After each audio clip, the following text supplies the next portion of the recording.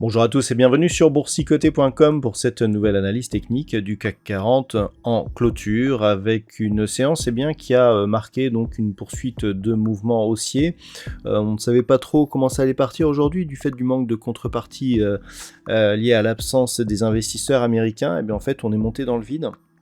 Après une ouverture donc en hausse, on a continué à marquer de nouveaux plus hauts significatifs de tendance court terme. Donc on a validé ici la sortie de ce range. On avait un plus haut ici sur cette bougie qui se situe à 6684 points. Hier, on avait commencé à titiller un petit peu cette zone avec un plus haut à 6681. On confirme aujourd'hui avec une poursuite du mouvement un nouveau plus haut significatif donc par rapport à la phase d'impulsion ici, à la toute petite consolidation que nous avions eue. Je vous avais parlé de la possibilité ici d'un double top. Cette configuration est totalement invalidée aujourd'hui.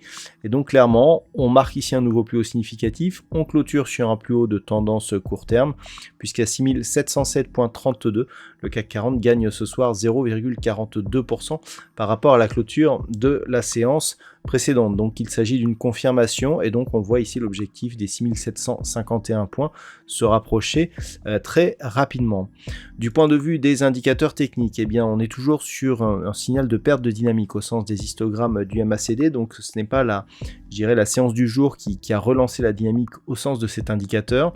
Au niveau du RSI, on reste ici toujours dans la zone de surachat, mais pour l'instant à un niveau inférieur à ce qu'il était lors du précédent plus haut ici sur cette phase. Les volumes sont ridiculement faibles, alors cela s'explique par le fait que nous avions l'absence des investisseurs américains pour cause de jours fériés, et donc on est sur une séance qui au final enfonce quasiment des portes ouvertes, puisqu'on est ici sur une phase de hausse, donc avec très peu de conviction au niveau de la bougie.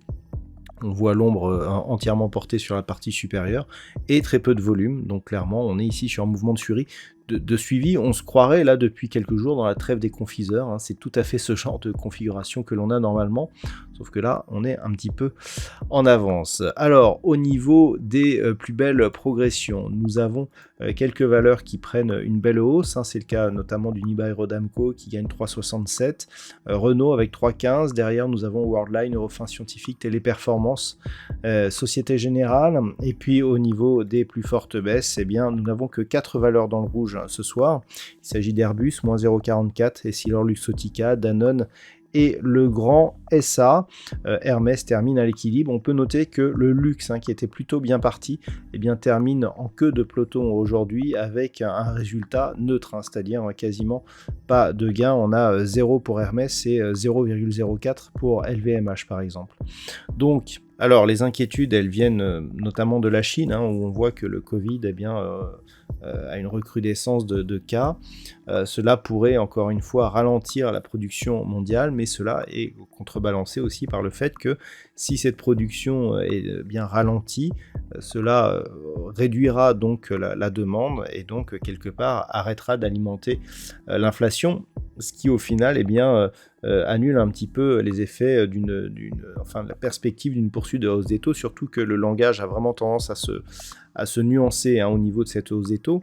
Donc clairement, c'est pour cette raison que malgré ce risque en Chine, on continue à monter. Et par rapport à cela, on pourrait continuer les prochains jours, puisqu'à priori, avec le week-end prolongé, puisqu'il n'y aura que demi-séance à Wall Street demain, il ne devrait pas y avoir de news majeures, en tout cas en ce qui concerne la macro ou la microéconomie. Donc pour demain, on attend ici une poursuite en direction des 6751 points.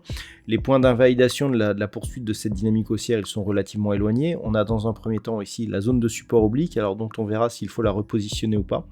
Et puis la moyenne mobile 20 exponentielle, qui se situe sur des niveaux proches des 6500 points. On a toujours ici cette zone, même si on n'est plus sur un double top, mais on a toujours ici une rupture de cette zone des 6520 points, qui nous marquerait un signal de consolidation.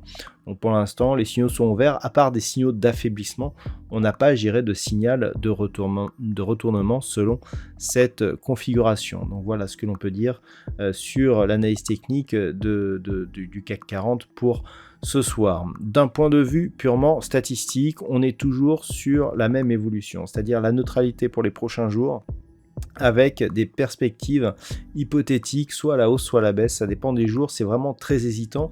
Quoi qu'il en soit, les convictions sont toujours très faibles. Donc pour les prochains jours, donc la fin de la semaine, donc demain et le début de la semaine prochaine, ça reste relativement neutre. Et on a un petit risque baissier qui apparaît à partir du milieu de la semaine prochaine. Selon ces statistiques, la conviction est relativement moyenne, puisqu'on a un nombre d'occurrences limité pour nourrir donc cette statistique. Voilà donc ce que l'on peut dire pour ce soir. Je vous souhaite donc de passer une bonne soirée. On se retrouve dès demain pour d'autres analyses techniques, toujours sur le site boursicoté.com.